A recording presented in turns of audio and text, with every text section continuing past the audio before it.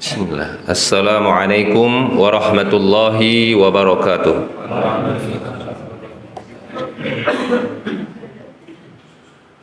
Allahu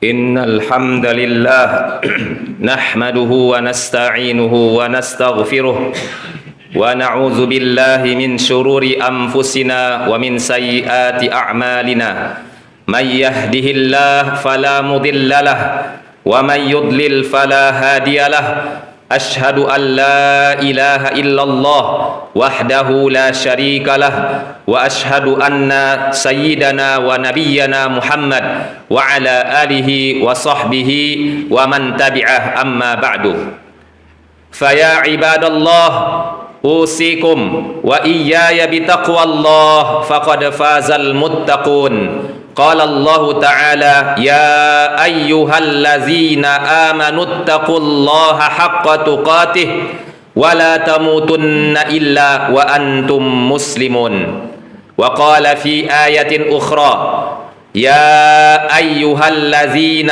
آمنوا كتب عليكم الصيام كما كتب على الذين من قبلكم لعلكم تتقون صدق الله العظيم وصدق رسوله النبي الكريم ونحن على ذلك من الشاهدين والشاكرين والحمد لله رب العالمين. Jamaah salat Jumat as-shaimun yang dimuliakan Allah Subhanahu wa taala.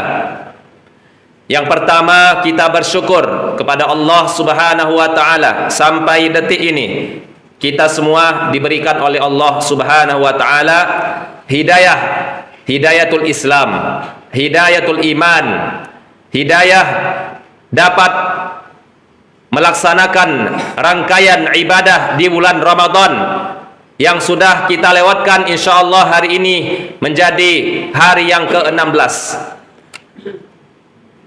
Sesungguhnya kita harus selalu bersyukur kepada Allah Subhanahu wa taala karena setiap hamba-hamba yang berpuasa adalah hamba-hamba yang dekat dengan Allah Subhanahu wa taala.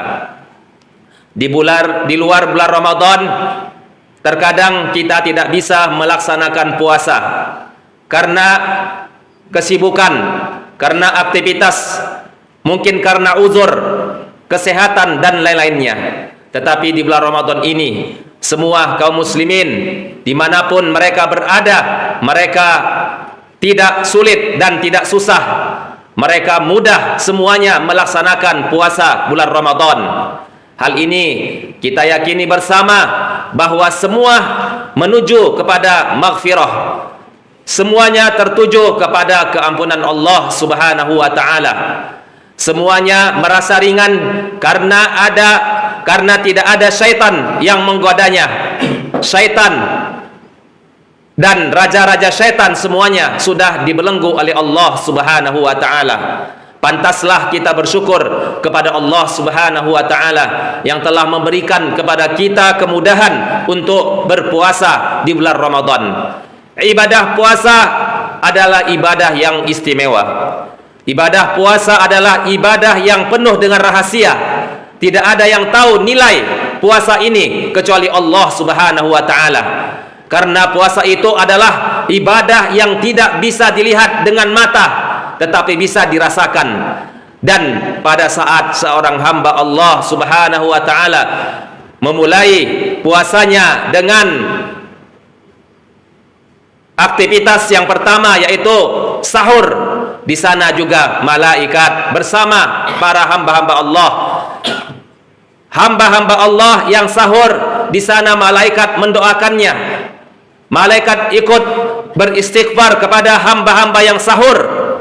Dan insya Allah sesuai dengan hadis Nabi, semua yang berpuasa, malaikat terus bersamanya sampai mereka berbuka. Alangkah indahnya ibadah ini ketika seorang hamba Allah dicabut nyawanya, dicabut ruhnya, dia dalam keadaan beribadah, dia dalam keadaan berpuasa, maka ini adalah kematian yang sangat indah. Tetapi pada waktunya seorang hamba Allah tidak mungkin berharap dan tidak mungkin memastikan bahwa dia mati di bulan Ramadan dan dia wafat di bulan Ramadan, tetapi dia hanya mempersiapkan dirinya bagaimana nanti bertemu dengan Allah dan Allah Subhanahu wa taala meridhai hamba tersebut, sebagaimana disebutkan Allah dalam surat Al-Fajr, ya ayyatuhan nafsul mutmainnah, wahai diri-diri yang tenang, irji'i ila rabbiki radiyatan mardiyah, kembalilah dirimu, kembalilah jiwamu kepada Tuhanmu, mardiyatam mardiyah, yaitu diridhai oleh Allah Subhanahu wa taala. Allah rela, Allah ridha atas kematiannya, dan Allah senang dan Allah mencintai hamba tersebut. Kemudian udkhuli jannati fadkhuli jannati mardiyah fadkhuli jannati, dan selanjutnya kita diminta oleh Allah Subhanahu wa taala setelah kita wafat, maka kita semua menjadi hamba-hamba Allah yang memasuki surga. Hamba Allah yang dimuliakan Allah Subhanahu wa taala, para as-shaimin di bulan Ramadan, maka ini adalah kesempatan yang berbahagia. Ini adalah rasa yang sangat istimewa. Siapapun yang berpuasa, dia harus mengatakan ini adalah kedekatan dia dengan hamba Allah, dengan Allah Subhanahu wa taala. Pada saat dia beribadah salat, mungkin pada waktu salat tersebut dia dekat dengan Allah, tetapi di luar salat dia bisa jauh dengan Allah Subhanahu wa taala. Pada saat seorang hamba Allah tilawatul Quran, mungkin dia bisa saat itu dekat dengan Allah, dia khusyuk membaca Quran. Di luar tilawahnya dia mungkin bisa jauh dari Allah Subhanahu wa taala.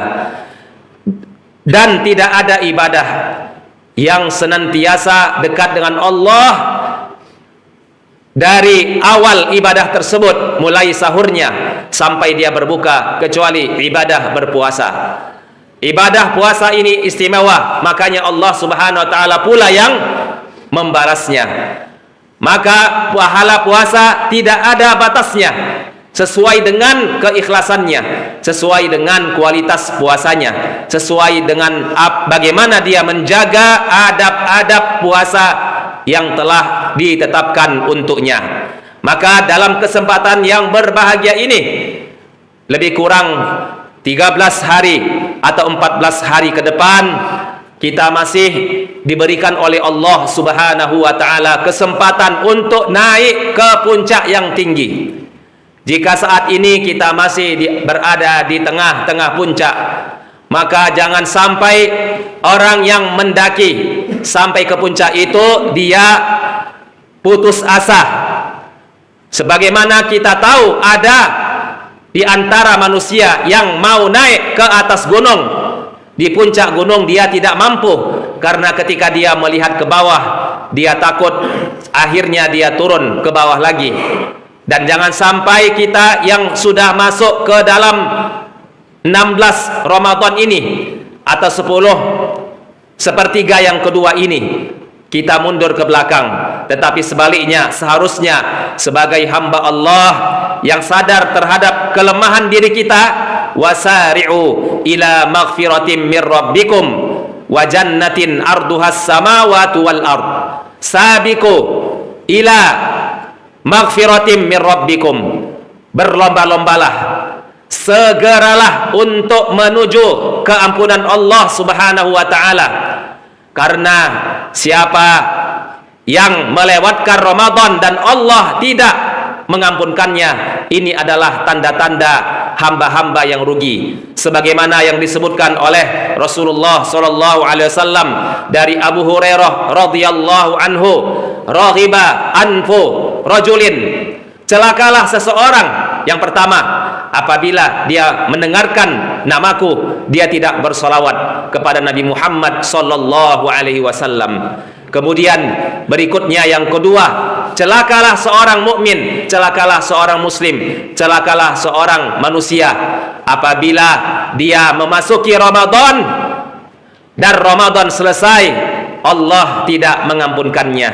Dan yang ketiga adalah celakalah kepada seorang manusia yang mana dia memiliki kedua orang tuanya masih hidup, dan dengan kedua orang tuanya itu dia tidak bisa memasuki surga, karena pada saat orang tuanya hidup dia tidak berbuat baik, tidak birrul walidaini, yaitu tidak berbakti sepenuhnya kepada kedua orang tuanya. Akhirnya ketidakbaktiannya ini kepada orang tuanya tidak dapat mengantarkannya ke surganya Allah Subhanahu wa taala.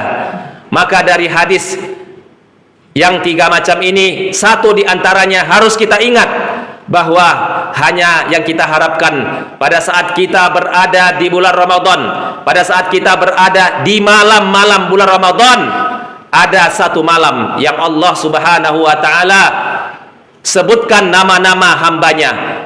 Allah daftarkan ada di antara hamba-hamba Allah setiap malam Allah bebaskan dari api neraka. Berdoalah kita sebanyak-banyaknya, Allahumma a'tiq riqabana wa riqaba abaina wa ummahatina wa ikhwanina wa akhwatina wal muslimina wal muslimati minan nari ajma'in. Ya Allah, palingkanlah ya Allah, ya Allah bebaskanlah ya Allah aku dan kedua orang tuaku dan saudara-saudaraku dan kaum muslimin dan muslimat dari api neraka. Maka jika di antara ada satu malam yang Allah masukkan nama seseorang hamba Allah, maka itu adalah merupakan keberuntungan, itu adalah merupakan kebahagiaan yang dia raih di hadapan Allah Subhanahu wa taala.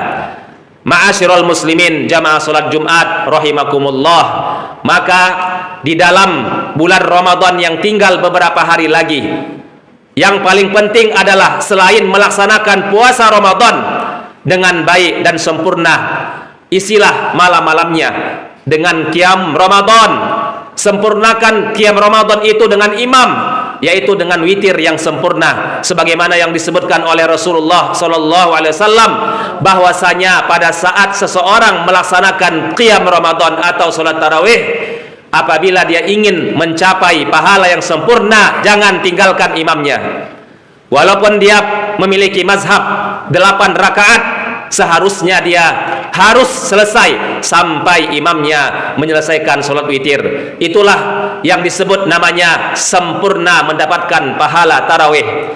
Tetapi apabila seseorang tersebut memiliki orientasi yang berbeda, harusnya dia memilih masjid yang lain.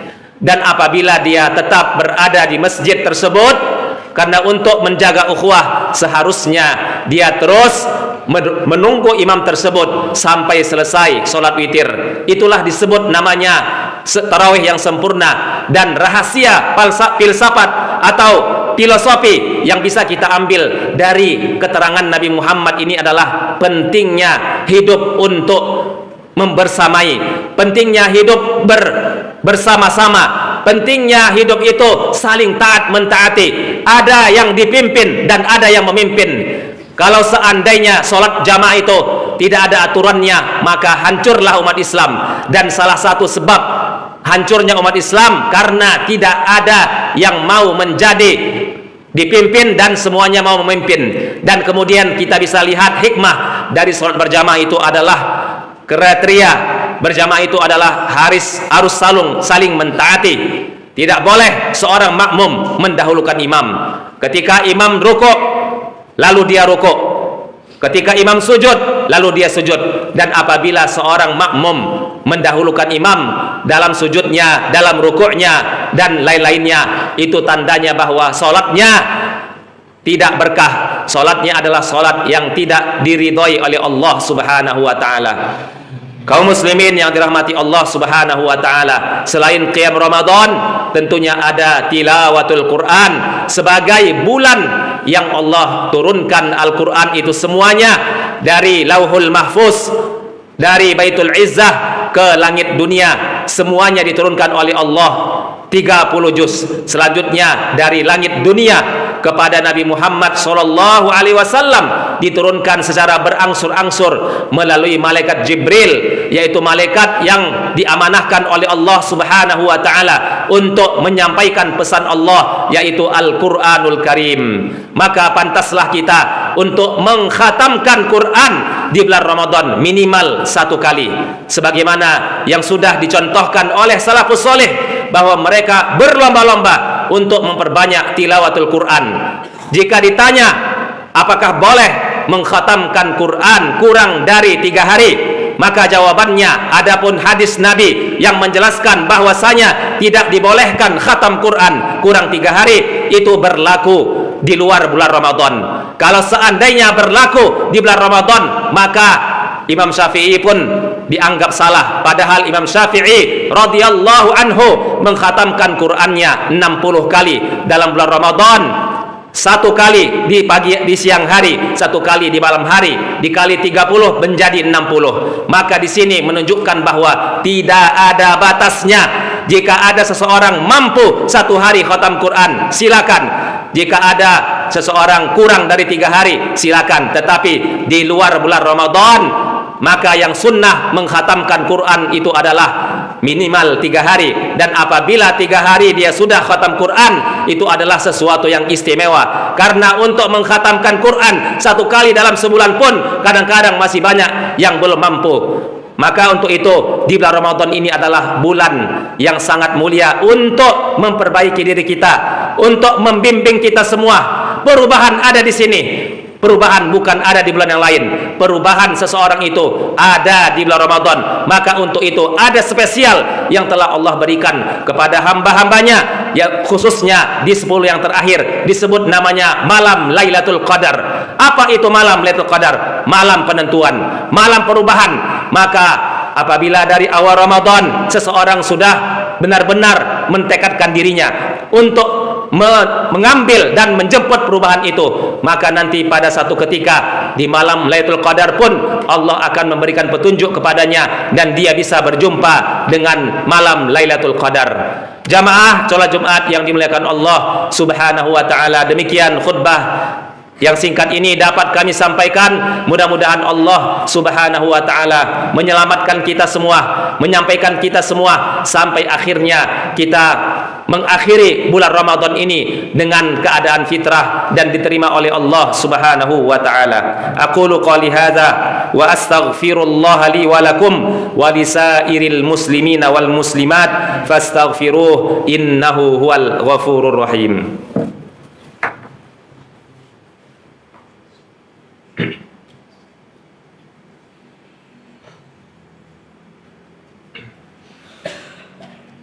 Alhamdulillahi Rabbil Alamin, hamdan katsiran thayyiban mubarakan fih, hamdan yuwafi ni'amahu wa yukafi'u mazidah, wassalatu wassalamu ala ashrafil anbiya'i wal mursalin sayyidina wa maulana Muhammad wa ala alihi wa sahbihi ajma'in, amma ba'du.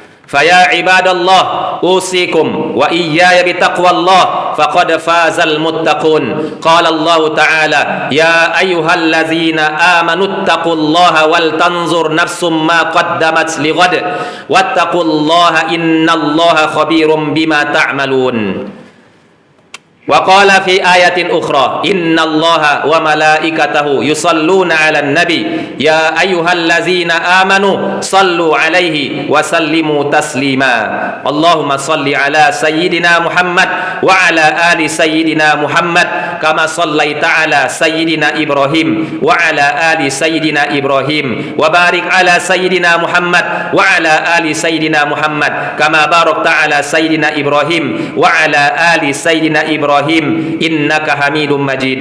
Wardallahumma 'anil khulafa'ir rasyidin Abi Bakr wa Umar wa Utsman wa Ali wa 'anis sahabati ajma'in wa 'anit tabi'in wa tabi'ihim bi ihsanin ila yaumiddin bi rahmatika ya arhamar rahimin.